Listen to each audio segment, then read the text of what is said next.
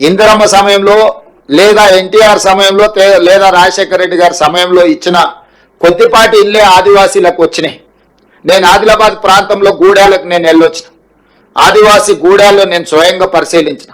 మా పట్టి విక్రమార్క గారు ఆదిలాబాద్ నుంచి ఖమ్మం వరకు పాదయాత్ర చేసినప్పుడు ఆదివాసీలు వచ్చి నిజమైన అర్హులము, ఇందిరమ్మ రాజ్యంలో లబ్ధి పొందాల్సింది మేము, అడవులలో ఆది మానవులలాగా ఇంకా ఎంతకాలం బ్రతకాలి, మా పట్ల మీరు కనికరం చూపించాలి, ఇందిరమ్మ ఉంటే మాకు బాధ తప్పేది, కానీ ఇందిరమ్మ వారసులుగా ఈరోజు మీరు పరిపాలనలోకి వస్తామంటున్నారు, మీరు మీ బాధ్యత నెరవేర్చండి అని చెప్పి ఆదివాసీ సంఘాలకు సంబంధించిన వాళ్ళు మాకు గుర్తు చేయడం జరిగింది.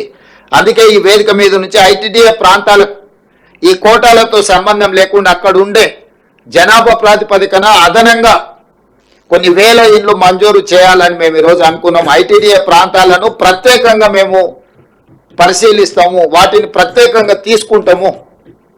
ఏంటంటే నిజమైన లబ్ధిదారులు తెలంగాణ మూల పురుషులు, ఈ ప్రాంత మట్టి మనుషులు వాళ్ళే. ప్రభుత్వ సంక్షేమ పథకం వాళ్ళకి చేరినప్పుడే మా లక్ష్యం నెరవేరినట్టు.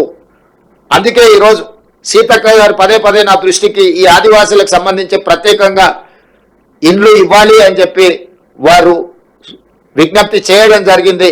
అందుకే ఈరోజు మా మంత్రివర్గ సహచరుల అనుమతితోని ఆదివాసీలకు ప్రత్యేక కోట, ప్రతి నియోజకవర్గానికి 3500 ఇండ్ల కోట కాకుండా అదనంగా ఆదివాసీ ప్రాంతాలు, ఐటీడీఏ ప్రాంతాలు ఏవైతే ఉన్నాయో ఆయా ప్రాంతాల జనాభాను దృష్టిలో పెట్టుకొని వాళ్ళ కోసం ఒక ప్రత్యేక ప్యాకేజ్ కేటాయించడం ద్వారా, ఫర్ ఎగ్జాంపుల్ అచ్చంపేటలో చెంచులు ఉన్నారు, నల్లమల్ల అడవుల్లో ఉండే చెంచులను ఏ రోజు వాళ్ళకు న్యాయం చేద్దామన్న ఆలోచన గత 10 సంవత్సరాలు చంద్రశేఖరరావు గారి ప్రభుత్వం చేయలే. వాళ్ళని మనుషులలాగా గుర్తించడానికి కూడా ఆ ప్రభుత్వం ముందుకు రాలే.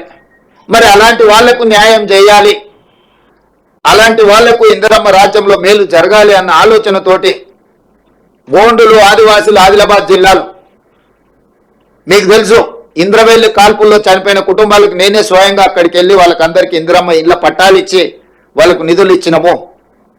ప్రత్యేకంగా వాళ్ళ గూడాలను అభివృద్ధి చేయడానికి ఆ రోజు మాట ఇచ్చొచ్చినము. అది ఖమ్మం భద్రాచలం కావచ్చు, లేదా ఉట్టూరు ప్రాంతం కావచ్చు, ఎన్ని ఐటీడీఏ ప్రాంతాలు ఉన్నాయో ఐటీడీఏ ప్రాంతాలను ప్రత్యేకంగా ప్రభుత్వము పరిగణిస్తుంది.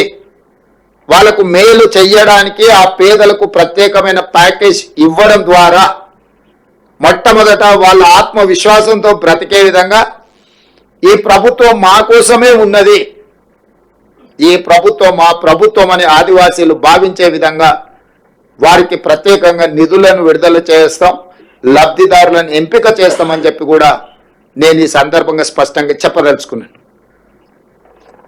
పొంగులేటి శ్రీనివాసరెడ్డి గారు చెప్పినట్టు 10 సంవత్సరాలు 2004 నుంచి 2014 వరకు డాక్టర్ వైఎస్ రాజశేఖర రెడ్డి గారి నేతృత్వంలో 2 సార్లు శ్రీమతి సోనియా గాంధీ గారి నాయకత్వంలో ఇక్కడ ప్రభుత్వాలు ఏర్పడ్డాయి. 10 సంవత్సరాలు చంద్రశేఖరరావు గారు ముఖ్యమంత్రిగా కొనసాగించారు. నేను ఈరోజు సూటిగా వాళ్ళని ప్రశ్నించడమే కాదు ప్రజలకు వివరించదలుచుకున్నా. 2004 నుంచి 2014 వరకు కాంగ్రెస్ పార్టీ అధికారంలో ఉన్నప్పుడు పేదలకు 25,04,000 ఇందిరమ్మ ఇండ్ల పంపకాలు తెలంగాణ రాష్ట్రంలో ఇవ్వడం జరిగింది. 25,04,000 ఇండ్లు 2004 నుంచి 2014 వరకు కాంగ్రెస్ పార్టీ అధికారంలో ఉన్నప్పుడు పేదలకు మేము ఇందిరమ్మ ఇండ్లు ఇచ్చినాము. ప్రత్యేక తెలంగాణ రాష్ట్రం ఏర్పడ్డదే పేదవాళ్ల కోసం, పేదవాళ్ల బలిదానాలతో, పేదవాళ్ల త్యాగాలతో, పేదవాళ్ల పోరాటాలతో.